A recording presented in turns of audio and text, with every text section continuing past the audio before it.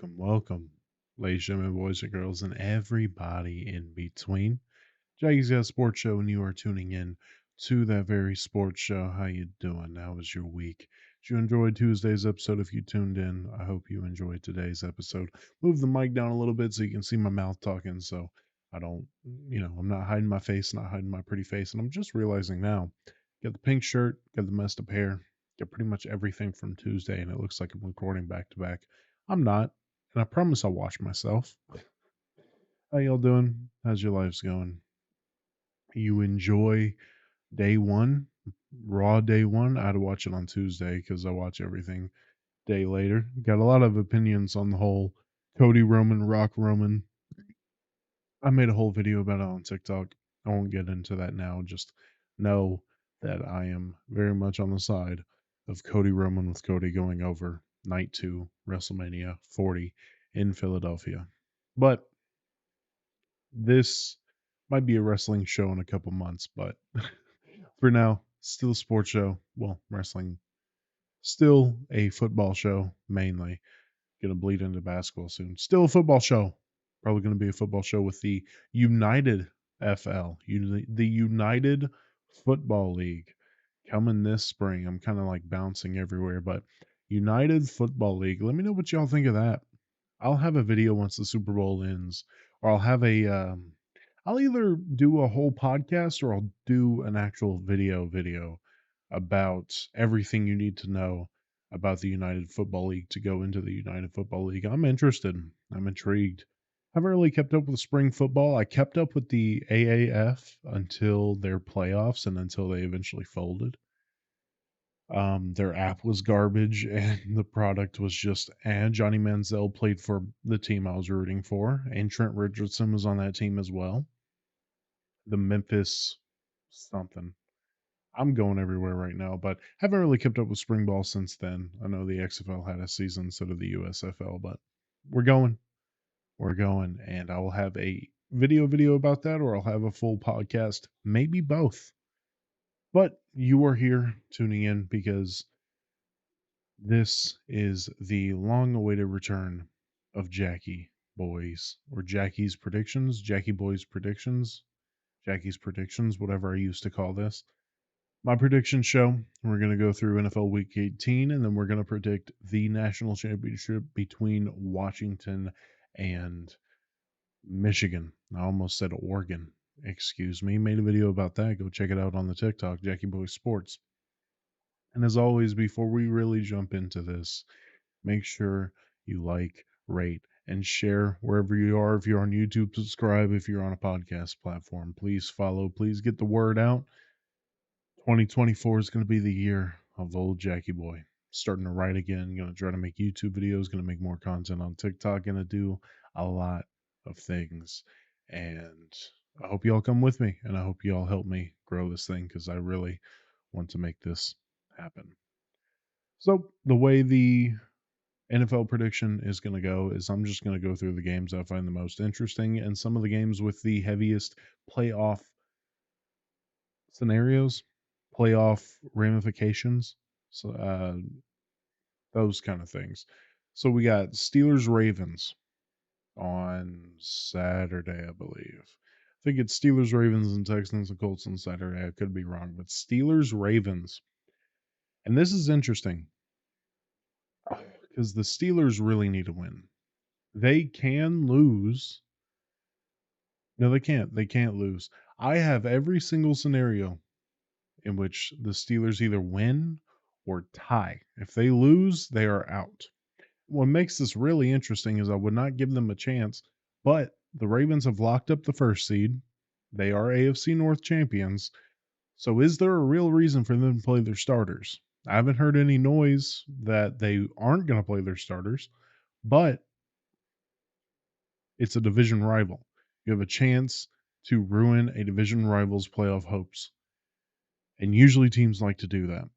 Now, what scenarios could play out right here?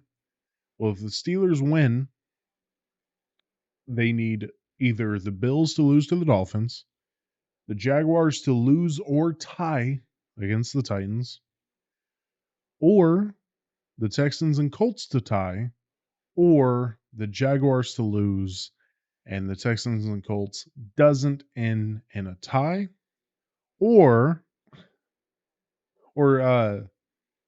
that's all Steelers win. If the Steelers tie the Ravens, they need the Jaguars to lose to the Titans and Texans and Colts to not end in a tie, so I guess it really doesn't matter who wins.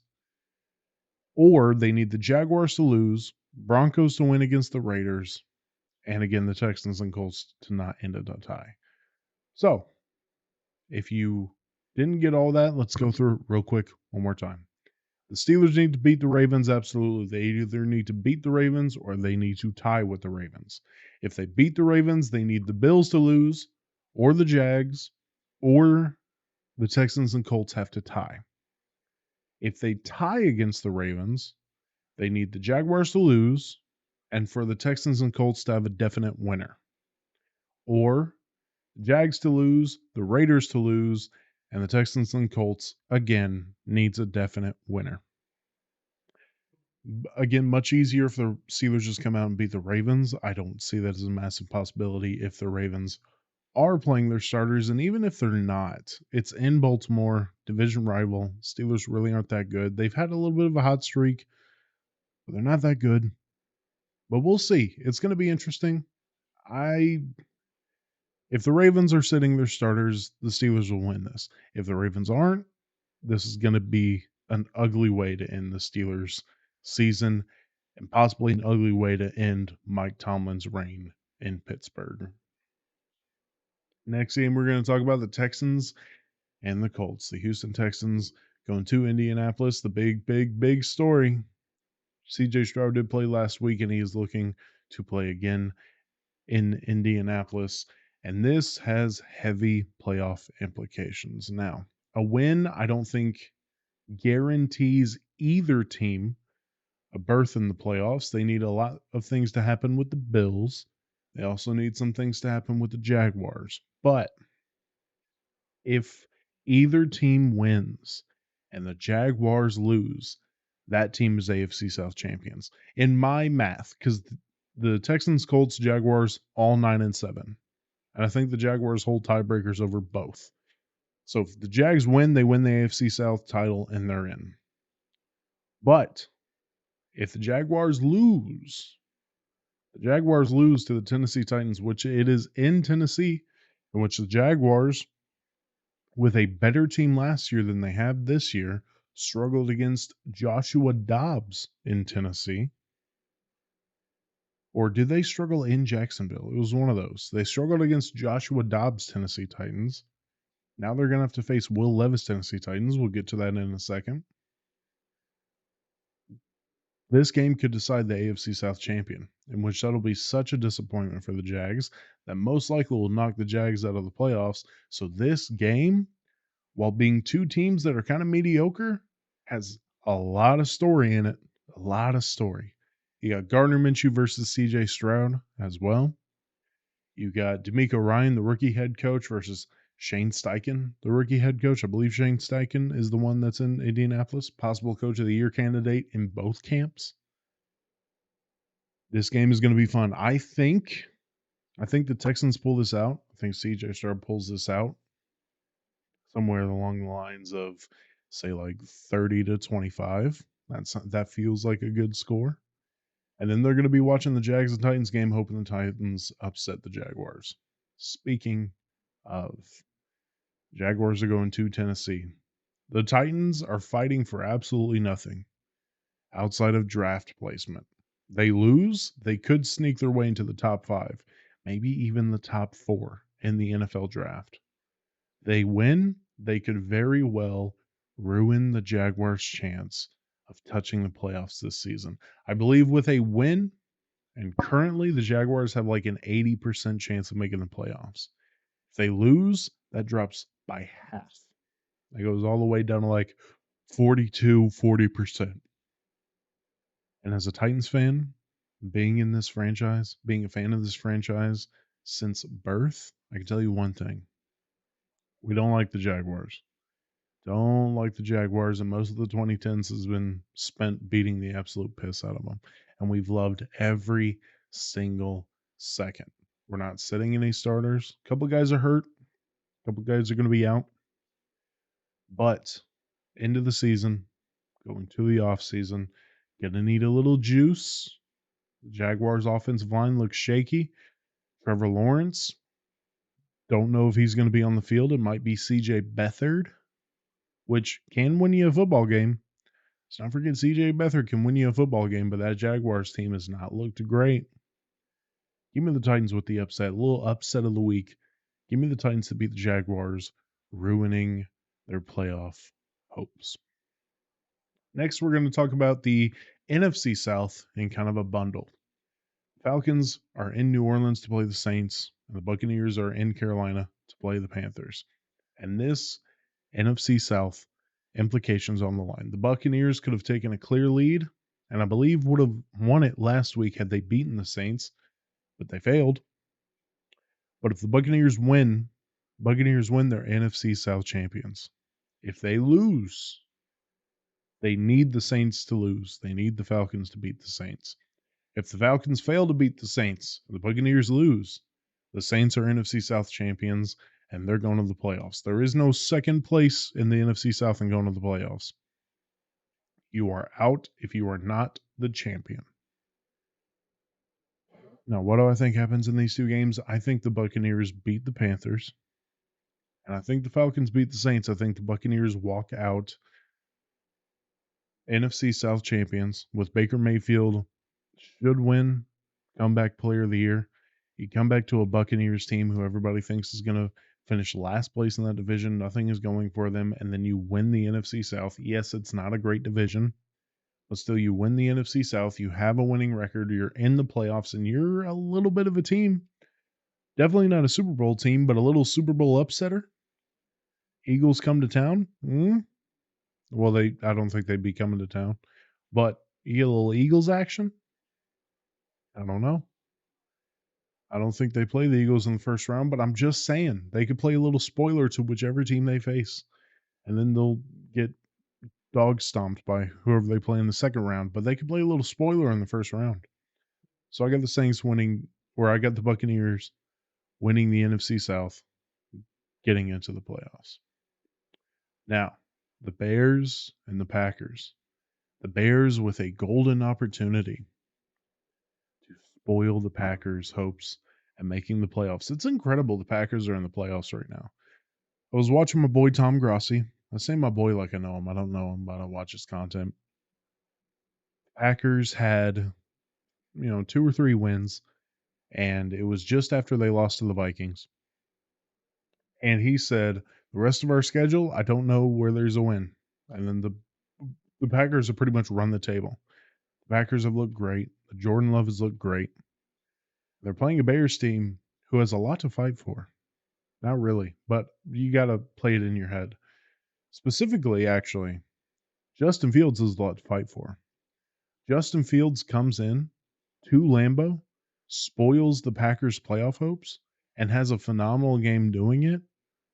Bears are going to have a lot of trouble taking Caleb Williams or Drake May. The Bears are going to have a lot of trouble replacing him, especially in the fans' eyes. The Bears have already lost a lot of faith with that fan base. And if Jordan Love does that for them, it's going to be very, very hard to move off of him. Now, the Packers' hopes are not completely dashed if they lose. Now, if the Packers win, Packers beat the Bears, they're in the playoffs. I believe they lock up the very last position in the playoffs. But if they lose, they need the Vikings, Seahawks, and either the Buccaneers or Saints to lose, which I think one of those are going to happen. The Seahawks play the Cardinals, so that's a little bit of a long shot. Didn't get who the Vikings were playing because I didn't find it that interesting, but the Vikings are very possible to lose. But winning in, the Packers control their destiny. Just beat the Bears. Just beat them again. But this Bears team is fun. This Bears team is the Bears team, I was about to say they're the Cardinals of the NFC, and then I realized how stupid that statement was. They're a bad team that's very fun to watch. The Bears are in a great position. How sweet it would be for Bears fans to start off 2024 beating the Packers, ruining their playoff hopes, and then you have the number one pick in the draft. Then,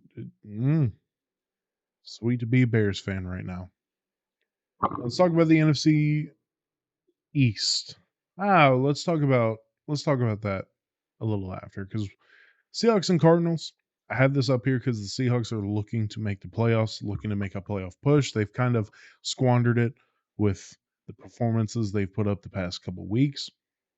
But Seahawks beat the Cardinals and the Packers lose. The Seahawks lock up that last seed. So definitely be watching this game. The Cardinals are a very fun team that can play surprise to any team in this league. They showed it against the Cardinals, or they showed it against the Cowboys. They showed it against the Eagles. They got a couple big team wins. They got a couple big team wins under their belt, and they scared San Francisco a couple weeks ago, if my memory serves me right. This is a dangerous game for Seattle, but if they win and the Bears take care of business, Seattle will be going to the playoffs with Geno Smith at the helm for the second year in a row. Rams at 49ers. From what I hear, everybody is sitting. The 49ers have the first seed in the playoffs and the NFC East title. They really don't need to play anybody. But I pointed this out just because Carson Wentz is going to be starting for LA. LA has a playoff spot locked up, so they're sitting most of their starters, but we get to see Carson Wentz again. And that's always nice. That's always sweet. Remind us of a little 2017. I mean, he's probably going to remind us of a little 2021, but we can act like he's reminding us of 2017. Let's talk NFC East, because this, honestly, is one of the most intriguing storylines of this weekend. You have the Eagles going to New York to face the Giants, and you have the Cowboys going to Washington to face the Commanders. Both Eagles and Cowboys have playoff spots, but I believe they're starting everybody because the NFC East is wide open, and that's the Eagles' fault. Now, if the Eagles win, they clinch the NFC East. But if they lose and the Cowboys win, the Cowboys get the NFC East. And I believe if they both lose, the Cowboys win. Because currently, the Cowboys sit as the number one team in the division. So I believe if they both lose, which I think is a possibility, the Cowboys win the NFC East. The Eagles really need to beat the Giants. The Eagles really need to beat the Giants. Not only to secure the NFC East, they need to beat them because they need some form of momentum going into the playoffs. The NFL is about momentum, both on the field and off the field, both in one game and in every game. It is about momentum. And the Eagles are slamming on the brakes. They are slamming on the brakes. They are losing their opportunity to win a Super Bowl this year. They need to beat the New York Giants. It is not an option. You remember that time where John Cena was going to face Brock Lesnar when Brock Lesnar came back at SummerSlam, and it was stupidly booked because it was supposed to be John Cena's year of woe was me, my life sucks, but he beat Brock Lesnar at SummerSlam when Brock Lesnar was returning. But that's something totally different. You remember when Edge returned, quote unquote, when he was supposed to be inducted into the Hall of Fame, like a couple days after his contract was retiring or whatever. He already retired at this point. He came back, went up to John Cena, had this beautiful, one of my favorite promos of all time, one of the most underrated promos of all time, when he's telling John Cena about how much business means to him and John and how it doesn't mean anything to Brock. But there was one line Edge said to John Cena. He said, and this isn't some deep quote or whatever, it's just a quote that relates. He said to John, "I'm not asking you to beat Brock Lesnar. I'm telling you to." And Eagles fans right now is looking at the Philadelphia Eagles, looking at Jalen Hurts, looking at Nick Sirianni, looking at that defense, saying, "I'm not asking you to beat the New York Giants. I'm telling you to." If they don't, they're in trouble. If they don't, they lose every bit of momentum they ever built up during the season. That locker room is almost in shambles. There is no momentum going into the playoffs, and they desperately, desperately need it. For the Cowboys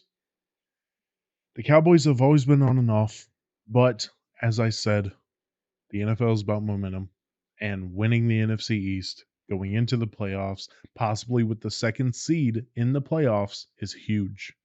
Is huge. Now, Dak Prescott Cowboys, Mike McCarthy Cowboys don't have a lot of success in the playoffs. Historically, don't have a lot of success. This team is a very good team. Let's not get it twisted. This team is a very, very good team. Now let's talk about what is probably the game of the week. No starters being rested for a division championship. I'm talking Buffalo Bills going into Miami to face the Miami Dolphins. AFC East title on the line, possible Bills playoff berth on the line. And what is insane is the Buffalo Bills. This is how crazy the AFC is right now. The Buffalo Bills, depending on how this weekend goes, could end up the second seed in the AFC or completely out of the playoffs. Completely out of the playoffs. Now, if you remember, the Buffalo Bills completely dismantled Miami when they came to Buffalo, completely dismantled them, embarrassed them. Josh Allen had a day where you're like, okay, here he is. Here's the guy everybody hypes him up to be. Will he do that again? Will he do that again in Miami? The Miami offense, little beat up. Little beat up, and their defense is not that great.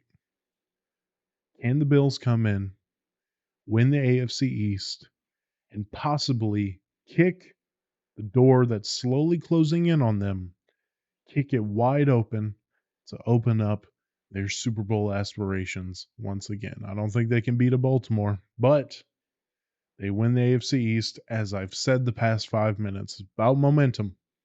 You win the AFC East, you beat a division rival, one that everybody's hyping up as this incredible offense, this incredible team. You beat them in Miami to rip the AFC East title away from them. You have all the momentum going into the playoffs and a possible second seed. Now, if the Bills lose, it is not impossible for them to get in the playoffs. They would need a Jaguars loss. They would need a Steelers loss. And I believe they would need a couple things to happen with the Texans and Colts game. But this is going to be a very interesting game to watch. I believe it is the Sunday night game. Bills Dolphins. I think the Bills walk out of this one AFC East champions. That is all the NFL talk for this episode. Let me know what y'all think. Twitter in the description, TikTok in the description, or if you heard me at the beginning of the episode, email in the description. Comment section on YouTube, you know where it is. I'll give all that information out at the end of the episode. But right now, let's move on to the national championship. Washington versus Michigan. Unstoppable force meet immovable object. Now, there's two big battles that I'm watching during this game. I'm watching the Washington offensive line versus that Michigan pass rush. That Michigan pass rush was able to generate 6 sacks on Jalen Milroe. That is incredible, especially with Jalen Milroe's, how you say, elusiveness, knows how to make a guy miss. They continually collapsed the pocket around him, made him very uncomfortable. Can they do the same thing to what people say is one of the best offensive lines in the league? It's going to be a very, very interesting matchup. Very excited to see it. What the other matchup that I'm really, really looking forward to, that Washington defense versus Blake Corum. Blake Corum had a phenomenal game against Alabama, dicing them up and down the field, getting that touchdown to win the game for Michigan, or to, put Michigan in position to win, for the defense to show up, or more like for Alabama not to show up, but diced him up, got that clutch touchdown. And last week The Washington defense gave up 180 yards on the ground. 180 yards on the ground and 3 touchdowns. Now, to be fair, they did not give it up to one guy. They gave it up to 3 different runners. 3 different guys, 2 running backs and Quinn Ewers. I'm very interested to see what Blake Corum does against this Washington defense. Because let's be honest here. Michigan's game is going to be keep away. Washington can score very quick. They can score a lot. They are the mid-2010s Golden State Warriors. They got guys that'll burn you, and they got a quarterback that'll throw it 80 yards down the field. They have an offense that'll score quick, score fast. So Michigan's got to play keep away. And if they are able to have the kind of rushing game that Texas was able to have last week, they can do that. And they can do that very well. But as I have said all season, as I said last week, both before the Washington-Texas game and after the Washington-Texas game, the Washington defense, and people who have heard me say this over and over again are probably tired of this, the Washington defense is not a great defense on paper. Will not play great defense throughout the entire game. But when Washington needs that defense to show up, they show up. So I think that happens again. I think that this could be a massive slugfest in which Washington this season is no stranger to slugfest. Remember, they can run the ball. They love passing the ball. They love Romeo Dunze. They love Jalen McMillan, right? And the other cat that's out there. They love their receivers that can burn people on the edges. But they can run the football. They can run the football as good as anybody. And I know defense wins championships, but I have Washington winning this game in the realm of 30-10. The Washington defense is going to show up in a big way, and Washington will trump Michigan. What I forgot to mention is this is technically an all Big Ten national championship. Washington is moving to the Big Ten next season. And the storyline, the Pac-12 folding, most of the Pac-12 teams being very competitive teams this season, and ending with a Pac-12 team winning the national championship for the first time since the college football playoffs have been a thing. The first time a Pac-12 team wins the championship is the year they fold. It's poetic. It's a beautiful cap on the swan song of the Pac-12. Hope you enjoyed. Let me know y'all's predictions. Tweet at me at JJester615.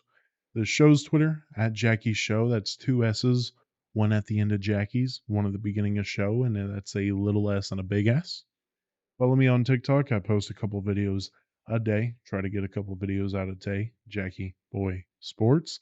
And email me question, comments, concerns, whatever you want to do. Email me, oldjackieboy1021@gmail.com. That is OLE JackieBoy1021.com. Any links I am missing, any other links you want to try to find, my link tree is usually connected to every single one of my social media, so look in there for what you're looking for. And I thank you for tuning in. Follow me everywhere, and I will see y'all on Tuesday to talk about a very fun weekend in football. Love you. Peace.